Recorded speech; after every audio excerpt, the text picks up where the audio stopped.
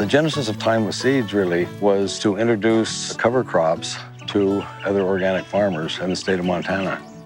What we thought we could do was create a business that grew and marketed certified organic cover crop seed that would help farmers build the soil naturally.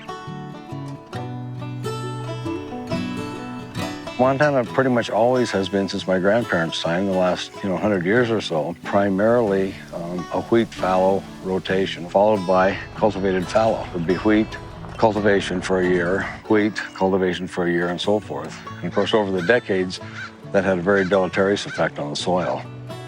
Ironically, when I moved back to the farm, I intended to raise and market organic beef. By that time, my daughter had become a registered nurse.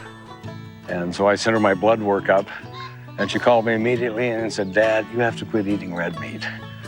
Your cholesterol's sky high," and so forth. And sort of the light went off in my head. It's like, you know what? I'm raising lentils, right? It's a great protein source. Why am I even eating meat, let alone raising it? Lentils have one of the lowest carbon footprints of any of the common foods that we eat. Just the nature of how they grow.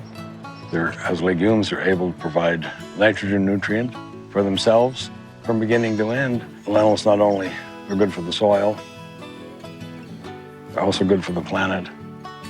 And they were good for me.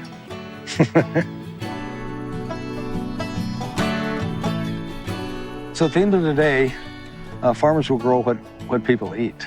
And if we eat garbage, farmers will produce garbage. The message I like to leave with people, I guess, is that we need to be food citizens, not consumers.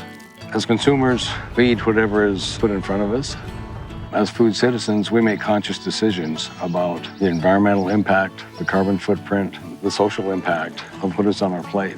And what is on our plate determines how farmers farm and what farmers produce.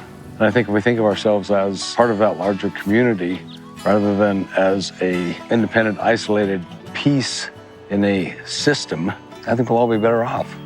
We'll all eat better, farmers will farm better, and processors will be more conscious and conscientious about what they provide for people to eat.